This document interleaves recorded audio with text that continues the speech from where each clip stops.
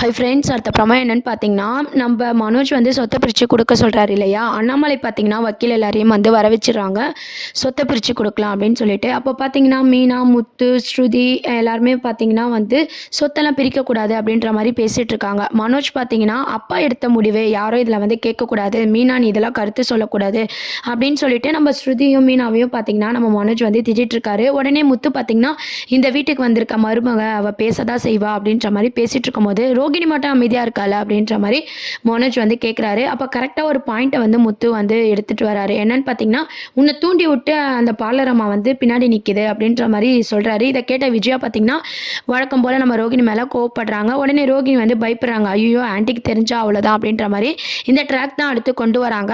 அதுக்கப்புறம் பார்த்தீங்கன்னா சொத்து பிரிக்கவே கூடாது அப்படின்னு சொல்லிட்டு நம்ம முத்து பார்த்தீங்கன்னா சண்டை போட்டுட்ருக்காரு. முத்துவும் மனோஜும் போடுற சண்டை பார்த்தீங்கன்னா கை சண்டையாக மாறிடுது.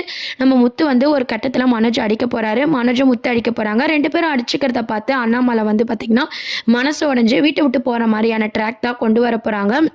இந்த சீன் தான் பார்த்தீங்கன்னா முத்துக்கும் முத்துவோட அம்மா விஜயாவுக்கும் ஒரு சென்டிமெண்ட் சீனாகவும் வந்து மாறப்போகுது. என்னன்னு பார்த்தீங்கன்னா, அண்ணாமலை வந்து இப்போ காணாமல் போயிடாரு இல்லையா? எப்படின்னா அவரை நீ கண்டுபிடிச்சி கூட்டு வா அப்படின்ற மாதிரி முத்துக்கிட்ட வந்து விஜயா அழுதுகிட்டே சொல்கிறாங்க.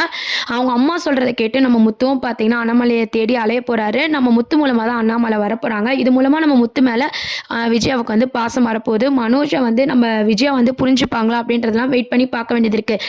கண்டிப்பாக பார்த்தீங்கன்னா சொத்தெல்லாம் பிரிக்க மாட்டாங்க. இந்த ட்ராக்கை கொண்டு நம்ம விஜயாவுக்கும் முத்துக்கும் வந்து ஒரு பாச பிணைப்பாக வந்து கொண்டு வர போகிறாங்க. ஆனால் என்னதான் முத்து வந்து பாசமாக இருந்தாலும் விஜயா வந்து பழையபடி மனோஜுக்கு தான் சப்போர்ட் பண்ண போகிறாங்க. சொத்து வந்து கண்டிப்பாக பிரிக்க போகிறது இல்லை. அதுக்கப்புறம் மனோஜ் வந்து எப்படி லாக் ஆக போகிறாரு, அந்த கடனை எப்படி கொடுக்க போகிறாரு, இதுக்கப்புறம் ரோகிணி மேட்ரு வந்து எப்படிலாம் கொண்டு வர போகிறாங்க அப்படின்றதெல்லாம் வெயிட் பண்ணி பார்க்க வேண்டியது இருக்குது. என்னதான் எபிசோட்ஸ் வந்து மூவ் பண்ணாலும் நம்ம ரோகிணி வந்து தப்பிச்சுக்கிட்டே போகிறாங்க. இன்றைக்கி கூட பார்த்தீங்கன்னா மீனா வந்து உண்மையை சொல்கிறாங்க. அந்த இடத்துல கரெக்டாக முத்து இல்லை, நம்ம ரோகிணி கேட்குற மாதிரி அந்த எபிசோட்ஸ் வந்து கொண்டு போய் ரொம்ப இரிட்டேட்டிங்காகவும் போரிங்காகவும் கொண்டு போயிட்டுருக்காங்க. எப்போதான் மீனா உண்மையை சொல்ல போகிறாங்களா இல்லை முத்துவே கண்டுபிடிக்க போகிறாரா அப்படின்றதெல்லாம் வெயிட் பண்ணி பார்ப்போம். இதெல்லாம் தான் அடுத்த ப்ரோமோவாக இருக்குது. நம்ம சப்ஸ்கிரைப் பண்ணுங்கள் ஃப்ரெண்ட்ஸ். தேங்க்ஸ் ஃபார் வாட்சிங்.